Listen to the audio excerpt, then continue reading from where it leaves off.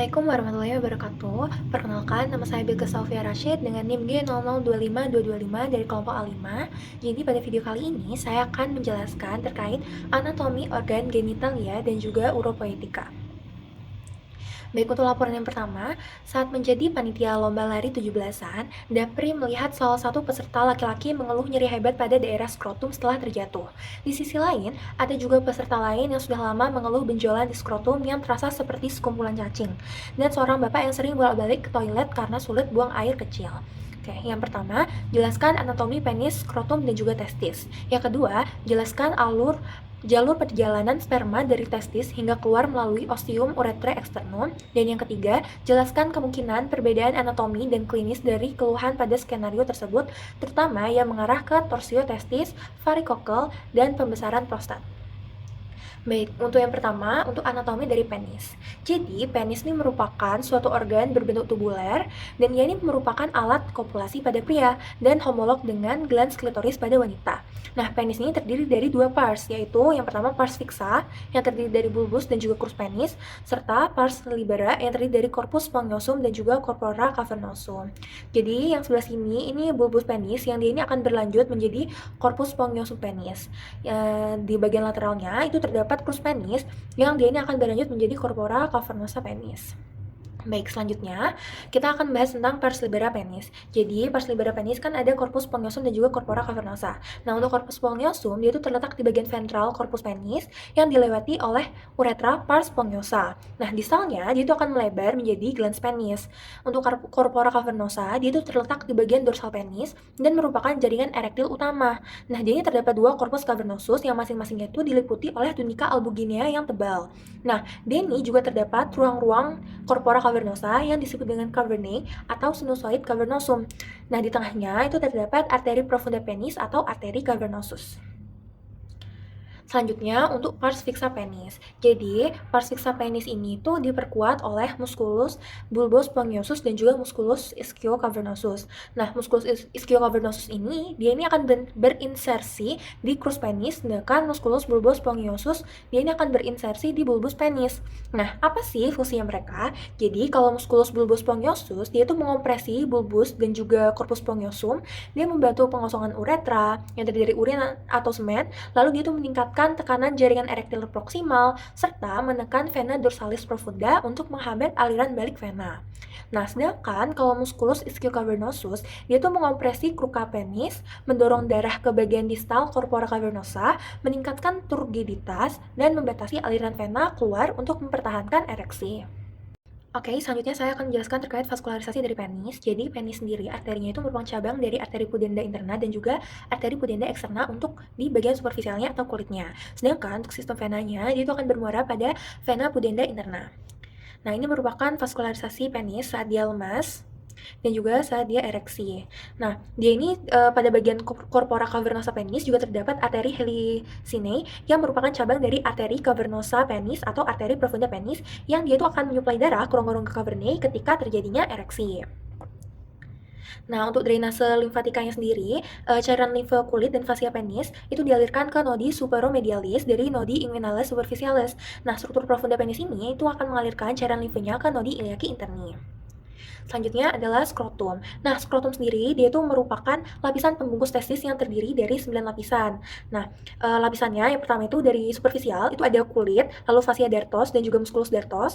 Lanjut ada fascia spermatica externa, lanjut ada musculus cremasterica. Setelah itu ada fascia spermatica interna, lalu tunica vaginalis, lamina parietalis dan juga visceralis, lalu tunica albuginea, lanjut ada tunica vasculosa, dan yang terakhir yaitu substansia testis yang paling profunda. Nah, dia ini berfungsi untuk mengatur suhu testis yang optimal untuk spermatogenesis. Pada bagian mediana skrotum terdapat ref skroti. Selanjutnya adalah testis. Nah, testis sendiri ini merupakan struktur yang homolog dengan ovarium pada wanita. Dia terletak di dalam skrotum dan terdapat sepasang. Nah, testis kiri itu lebih rendah daripada testis kanan karena funiculus spermaticusnya itu lebih panjang. Nah, dia ini terdiri dari tunica vaginalis yang ada lamina parietalis dan juga visceralis, dan juga terdapat tunica albuginea dan tunica vasculosa. Nah, vaskularisasi dari testis sendiri, untuk arterinya itu terdapat arteri testicularis cabang aorta abdominalis, lalu ada arteri ductus deferentis cabang arteri vesicalis inferior, lalu ada arteri cremasterica cabang dari arteri epigastrika inferior. Untuk venanya terdapat vena testicularis yang keluar sebagai jalinan vena, yaitu plexus venosus pampiniformis. Lalu ada vena testicularis dextra serta sinistra, yang dimana untuk dextra itu akan bermuara ke vena cava inferior dan sinistra itu akan bermuara ke vena renalis sinistra. Nah, apabila terjadi infeksi pada testis, limfonodi regional yang terpengaruh adalah paraorta dan juga lumbalis. Selanjutnya untuk inervasi dari testis sendiri yaitu plexus testicularis, cabang segmen thoracicae 10 hingga 12, dan juga nervus genitofemoralis yang merupakan cabang segmen lumbal 1 hingga 2. Oke, selanjutnya jelaskan jalur perjalanan sperma dari testis hingga keluar melalui ostium ureter externum. Nah, jadi di sini sudah terdapat gambar ya. Jadi alur perjalanan sperma dari yang dihasilkan oleh sel gamet hingga dia tuh keluar ke ostium ureter externum. Jadi spermatozoa itu kan dihasilkan oleh sel gamet. Dan dia akan melalui tubulus contortus seminiferus, berlanjut ke tubulus rectus seminiferus, lanjut ke rete testis, berlanjut ke ductuli afferentes, lanjut ke epididymis untuk pematangan, lanjut ke ductus deferens, lalu dia itu akan berlanjut ke ampulla ductus deferens, ke ductus ejaculatorius yang lalu akan bersatu dengan saluran vesicas minalis, lalu berlanjut ke ostium ductus ejaculatorius, berlanjut ke uretre pars prostatica, lalu lanjut ke uretra pars membranacea, lalu lanjut ke uretra pars spongiosa dan akan berakhir keluar ke ostium ureter externum. Oke, untuk nomor selanjutnya, jelaskan kemungkinan perbedaan anatomi dan klinis dari keluhan pada skenario tersebut, terutama yang mengarah ke torsiotestis, varikokel, dan pembesaran prostat. Nah, jadi di sini sudah terdapat 3 gambar ya, mulai dari kondisi klinis torsiotestis, varikokel, dan juga pembesaran kelenjar prostat. Nah, pertama untuk torsiotestis terlebih dahulu. Jadi anatomi yang berperan itu testis mengandung pada funiculus spermaticus. Nah, di dalamnya itu terdapat arteri testicularis, plexus pampiniformis. Nah, pada kondisi tertentu misalnya bell clapper deformity, testis itu akan lebih mudah untuk berputar. Nah, saat testis itu berputar atau terlilit seperti itu, seperti pada gambar ini, nah pembuluh darah yang di dalamnya ini, di dalam funiculus spermaticus penggantung testis ini akan terjepit sehingga aliran darah arteri itu terhenti dan bisa terjadi iskemia akut. Nah, klinis khasnya itu nyeri skrotum tuh mendadak, hebat, dan bisa menjalar ke perut bagian bawah. Nah, testisnya itu posisinya lebih tinggi, horizontal, lalu refleks kremasternya itu hilang, mual, muntah. Oke, selanjutnya untuk varikokel pada gambar seperti ini, jadi anatomi yang berperan itu adalah pelebaran plexus pampiniformis. Nah, itu akan lebih sering terjadi pada testis sebelah kiri. Kenapa? Karena vena testicularis kiri itu akan masuk ke vena renalis kiri. Tekanannya itu lebih tinggi dibandingkan sebelah kanan karena langsung ke vena cava. Nah, mekanismenya itu gangguan aliran balik ke vena sehingga darah itu akan menumpuk pada sebelah sini. Sehingga akan mengalami dilatasi vena skrotum. Klinisnya dia tuh nyerinya itu seperti tumpul, kronis, dan bertambah saat berdiri lama atau saat sedang melakukan aktivitas. Nah, skrotumnya itu akan terasa seperti sekantong cacing, jadi terdapat yang garis-garis menonjol seperti itu. Nah, tonjolan-tonjolan tadi itu, cacing-cacing itu bisa mengecil saat kondisi berbaring. Nah, selanjutnya untuk pembesaran prostat. Nah, anatomi yang berperan itu prostat itu mengelilingi uretra pars prostatica kan. Nah, zona transisional ini sering mengalami pembesaran. Mekanismenya pembesarannya ini akan menekan uretra. Jadi ini uretra, ini prostat gland, sehingga dia tuh kalau membesar dia tuh akan menekan uretranya. Uretranya. Nah, sehingga dia itu akan menghambat aliran dari urin. Klinisnya, gejala dari lower urinary tract symptoms itu seperti pancaran urinnya itu akan lemah, sulit untuk memulai buang air kecil, terus bisa juga sering kencing atau nokturia. Terus rasanya itu seperti tidak tuntas saat selesai buang air kecil. Namun di sini tidak ada nyeri pada skrotum. Seperti itu. Baik, selanjutnya untuk laporan kedua. Saat acara camping, Miko sudah menahan kencing sejak sore karena toilet umum antre panjang. Malamnya, ia mengeluh nyeri pinggang yang menjalar ke bawah, anyang-anyangan, dan merasa buang air kecil tidak lampias. Keesokan paginya, temannya panik karena Miko bolak-balik ke toilet sambil memegang pinggang seperti sedang audisi sinetron. Oke, pertanyaan yang pertama, jelaskan pembagian organ sistem uropoietika dan fungsi umum masing-masing organ. Lalu, jelaskan alur perjalanan urin mulai dari ren hingga keluar melalui uretra, serta sebutkan bagian-bagian penting yang dilalui. Baik, kita lanjut ke nomor pertama dulu. Jadi pembagian serta fungsinya. Jadi organa uropoietika itu terdapat 4 organ. Yang pertama ada ren, lalu ada ureter, berlanjut ke vesika urinaria, dan yang terakhir yaitu uretra. Nah, untuk ren sendiri, fungsinya itu bisa sebagai ekskresi, filtrasi, regulasi, dan juga sekresi. Untuk ekskresi, dia itu akan menyaring darah dengan membuang sisa metabolit, zat kimia asing, dan zat-zat yang tidak diperlukan oleh tubuh. Untuk fungsi filtrasinya, dia itu akan menyaring darah dan memulai proses pembuatan urin. Dan untuk regulasi, dia itu mengatur keseimbangan pH, volume, dan komposisi cairan tubuh. Serta untuk fungsi dari sekresi, dia itu akan mensekresikan hormon-hormon. Salah satunya adalah hormon renin. Selanjutnya untuk ureter, dia itu merupakan saluran muskular berbentuk pipa yang membentang dari ren ke fasies posterior vesika urinaria. Jadi fungsinya ya dia itu akan menyalurkan hasil urin yang telah difiltrasi oleh ginjal dari ginjal menuju vesika urinaria untuk ditampung. Nah selanjutnya untuk vesika urinaria, dia itu merupakan organ suatu kantong muskulus membranosa yang berfungsi untuk menampung urin. Selanjutnya untuk uretra, dia itu merupakan saluran yang berawal dari basis vesika urinaria hingga ostium ureter externum. Jadi fungsinya itu untuk mengeluarkan urin dari vesika urinaria ke ostium ureter externum.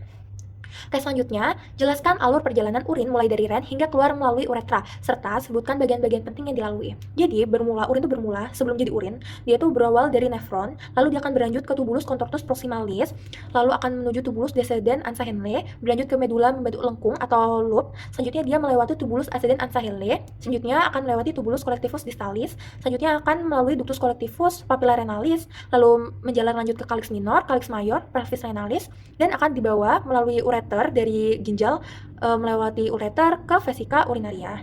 Jadi ini adalah vesika urinaria, lalu dia akan dibawa oleh uretra pars prostatica ini, lalu uretra pars membranacea, lalu uretra pars spongiosa, dan akan keluar melalui ostium ureter externum. Jadi pada singkatnya, pada ginjal proses ini yaitu akan mengalami filtrasi, reabsorpsi, dan juga sekresi, berlanjut ke ureter yang akan menyalurkan dari ginjal ke vesika urinaria.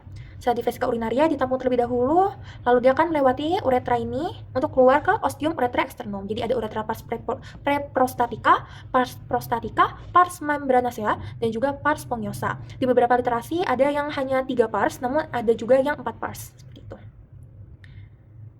Lanjut ke laporan ketiga. Di ruang bersalin, seorang ibu sedang dalam proses persalinan. Bidan menilai penurunan kepala janin dengan bidang Hodge, memperhatikan bentuk pelvis, lalu mempertimbangkan tindakan episiotomi agar robekan perineum tidak meluas. Nah, pertanyaan yang pertama, jelaskan dasar pelvis dan perineum, termasuk diafragma pelvis, membrana perine, spatium perine profundum, serta pembagian regio urogenital dan regio analis. Lalu, jelaskan hubungan anatomi pelvis dengan kondisi klinis skenario, terutama mengenai perbedaan pelvis pria dan wanita, bidang Hodge, dan juga episiotomi. Oke, selanjutnya kita bahas terlebih dahulu terkait dasar dari pelvis dan juga perineum. Nah, yang pertama pelvis terlebih dahulu.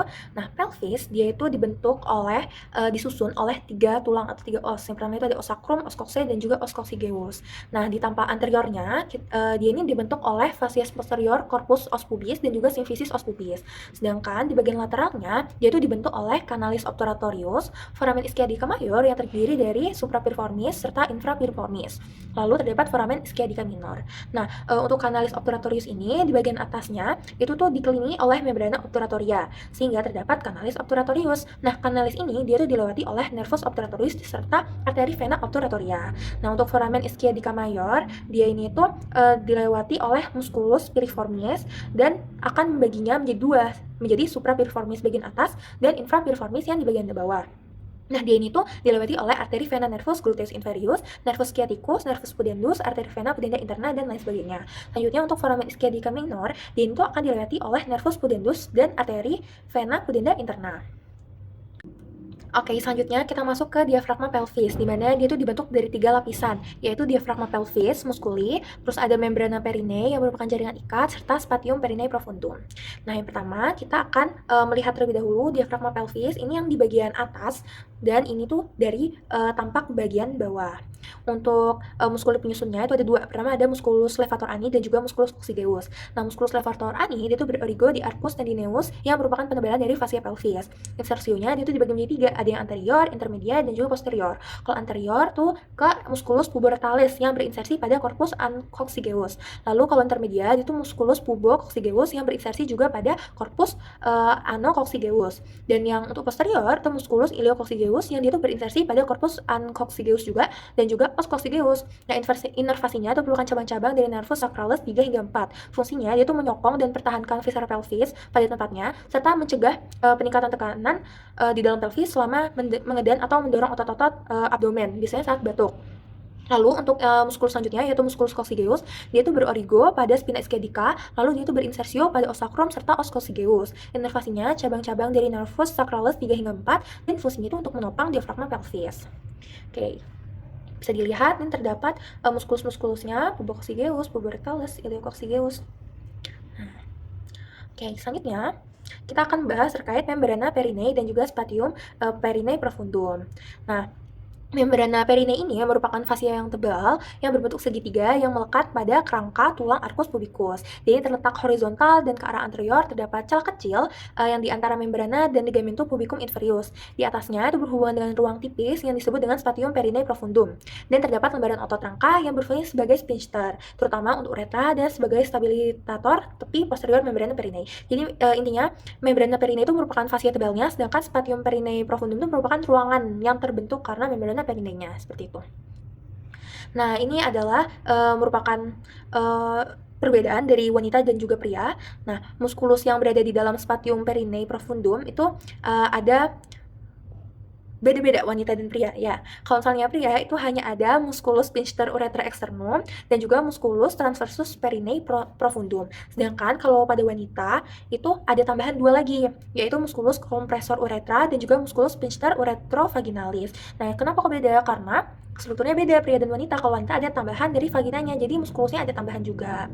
Oke, selanjutnya kita lanjut bahas regioperineum. Jadi, regioperineum itu terletak di bawah dari dasar pelvis. Nah, bentuknya itu seperti berlian yang dibagi menjadi dua regio oleh garis sayal yang menghubungkan kedua tuber ischiadicum. Nah, dia ini akan dibagi menjadi regio urogenital di bagian anterior dan juga regio analis di bagian posterior. Nah, dia ini memiliki batas-batas nih. Untuk anterior, dia itu dibatasi oleh margo inferior symphysis pubicum. Di bagian lateral, dia itu dibatasi oleh rami ischiopubica di bagian anteriornya dan juga ligamen sacrotuberal di bagian posteriornya. Nah, untuk posterior dia itu dibatasi oleh apex os coccygeus. Nah, seperti yang saya sudah ucapkan, jadi dia ini kan terdapat regio urogenital di anterior dan juga regio analis di bagian posterior. Nah, di regio analis itu terdapat ada kanalis analis di mana itu merupakan bagian paling akhir dari saluran pencernaan yang menghubungkan rektum dengan anus. Lalu di sini tuh juga terdapat sphincter atau otot-otot yang dia itu akan mengontrol buka tutup dari anus seperti sphincteran internus serta externus. Oke, selanjutnya ini adalah perbedaan dari perineum tampak superficial dari pria serta dari wanita. Seperti ini. Oke. Nah, selanjutnya lanjut ke regio urogenital. Nah, ini adalah gambar dari regio urogenital untuk wanita serta untuk pria. Nah, regio ini tuh untuk pria dia itu ditembus oleh uretra. Urutan lapisannya dari yang paling superficial ke paling profunda. Yang pertama ada kulit, lalu ada fascia perineum superficialis serta profunda, lalu ada spatium perineum superficialis yang dimana terdapat musculus transversus perineum superficialis, musculus ischiocavernosus dan juga musculus bulbocavernosus. Selanjutnya ada fascia diafragma urogenital inferior atau membran perineum. Selanjutnya ada spatium perineum profunda yang dimana terdapat musculus transversus perineum profundus, musculus sphincter uretra externum dan juga glandula bulbouretalis Cooperi. Selanjutnya ada fascia diafragma urogenitalis superior. Nah, sedangkan untuk wanita sendiri, regio urogenital wanita itu beda dengan regio untuk pria yang tadi, karena dia itu selain ditembus oleh uretra, dia juga ditembus oleh vagina di bagian posterior dari uretra. Nah, strukturnya itu sama dengan pria, namun ada sedikit modifikasi atau yang berbeda pada susunannya. Urutannya dari lapisan yang paling superficial ke lapisan profunda, yang pertama ada kulit, fascia perineum superficial, lalu profunda, lalu ada spatium perineum superficialis yang terdapat musculus transversus perineum superficialis, lalu ada musculus ischiocavernosus dan juga musculus bulbocavernosus. Selanjutnya ada fascia diafragma urogenital inferior atau membrana perineum. Selanjutnya ada spatium perineum profunda yang dimana terdapat musculus transversum perineum profundus, lalu ada musculus sphincter uretra externum, musculus sphincter uretrovaginalis dan juga musculus compressor uretra. Selanjutnya ada fascia diafragma urogenital superior. Oke. Nah, selanjutnya kita lanjut ke nomor yang terakhir. Jelaskan hubungan anatomi pelvis dengan kondisi klinis skenario, terutama mengenai perbedaan pelvis pria dan wanita, bidang Hodge, dan episiotomi. Nah, ini adalah gambar dari pelvis wanita dan pria. Tebak mana yang wanita? Benar, wanita itu yang yang sebelah kiri. Sedangkan ini merupakan pelvis yang pria. Karena pelvis wanita itu lebih lebar, sudutnya lebih lebar. Sedangkan untuk pria, sudutnya itu lebih sempit. Nah, ini lebih detailnya ya, perbedaan dari pelvis wanita dan juga pria. Jadi terkait aditus pelvisnya, wanita tuh lebih bulat, sedangkan pria itu lebih sempit dan bentuknya itu seperti jantung. Exitus pelvisnya wanita luas, dengan pria itu sempit. Untuk osakrumnya, wanita itu memiliki osakrum yang pendek, luas, dan juga kurang melengkung. Sedangkan kalau pria, osakrum itu panjang, sempit, dan melengkung ke depan. Untuk oksigeusnya, untuk wanita, dia itu lentur, sedangkan pria itu kuat. Sedangkan untuk os iliumnya, wanita itu miring ke lateral, sedangkan kalau pria dia tuh lebih tegak os iliumnya. Untuk kavitas pelvikusnya, wanita itu dangkal, luas, sedangkan pria itu dalam dan sempit. Untuk tulang pelvisnya, pada wanita dia tuh tipis, tidak kuat, sedangkan pada pria itu tebal serta kuat. Untuk arkus pubisnya, wanita itu membulat, sedangkan pria itu sempit. Untuk foramen obturatumnya, wanita itu triangular kecil bentuknya, sedangkan kalau pria itu lebih lebar. Untuk acetabulumnya, wanita itu kecil, sedangkan kalau pria itu lebih luas. Untuk incisura ischiadicanya, untuk wanita itu luas dan juga dangkal, sedangkan kalau pria itu sempit dan dalam. Untuk spina ischiadicanya, wanita itu tidak menonjol, sedangkan pria itu menonjol. Nah, kenapa sih untuk pelvis wanita dan juga pria itu lumayan sangat berbeda dan sangat dapat kita bedakan? Karena pelvis wanita ini tuh dirancang untuk mempersiapkan persalinan, berbeda dengan pria. Karena untuk mengeluarkan janin juga memerlukan ruang pelvis yang lebih luas dan lebih bulat seperti ini, dimana sudutnya ini lebih lebar dibandingkan untuk pria yang lebih sempit. Seperti itu. Selanjutnya untuk bidang Hodge. Jadi bidang Hodge ini itu merupakan garis imajiner untuk menilai seberapa jauh kepala janin turun dalam panggul. Jadi terdapat 4 bidang Hodge. Yang pertama, bidang Hodge pertama itu ditarik dari setinggi aditus pelvis seperti ini. Lalu kalau yang kedua dia ditarik melalui tepi bawah simfisis os pubis dan sejajar dengan bidang Hodge 1. Untuk yang bidang Hodge 3 dia ditarik setinggi spina ischiadica dan juga sejajar dengan bidang Hodge 1 dan 2. Lalu kalau bidang Hodge yang 4 itu ditarik setinggi os coccygeus dan ya tetap sejajar dengan bidang Hodge 1, 2, dan juga 3. Nah, bidan itu menilai penurunan dari kepala sehingga itu untuk menentukan apakah persalinan normal ini masih mungkin untuk dilakukan atau persalinannya itu memerlukan tindakan seperti vakum, forceps, atau operasi. Nah, jika kepala itu tidak turun sesuai dengan progresnya, dia itu dapat mencurigai adanya disproporsi kepala atau panggul sehingga ada hambatan pada pelvisnya. Selanjutnya adalah episiotomi. Nah, apa sih episiotomi itu? Jadi, episiotomi itu merupakan sayatan pada perineum antara vagina dan juga anus untuk memperlebar jalan lahir. Jadi, selama melahirkan, perineum itu kan akan meregang dan akan robek. Untuk mencegah rupturnya muskulus sphincter ani, itu dilakukan episiotomi. Nah, di episiotomi itu ada 2 macam. Yang pertama itu ada episiotomi median dan juga mediolateral. Nah, pada episiotomi median, dia tuh sayatannya itu dimulai pada garis tengah komisura posterior, lurus ke bawah, tetapi tidak sampai mengenai serabut sphincter ani. Sedangkan pada episiotomi mediolateral, sayatan itu dimulai 45 derajat dari midline. Jadi ini adalah yang median, dan ini yang miring ini merupakan mediolateral. Karena kalau misalnya tidak dilakukan episiotomi, bisa merupturkan muskulus sphincter ani yang bisa mengganggu kinerjanya buka tutupnya anus seperti itu. Baik, mungkin itu saja dari saya. Mohon maaf bila ada salah kata maupun sikap. Terima kasih. Wassalamualaikum warahmatullahi wabarakatuh.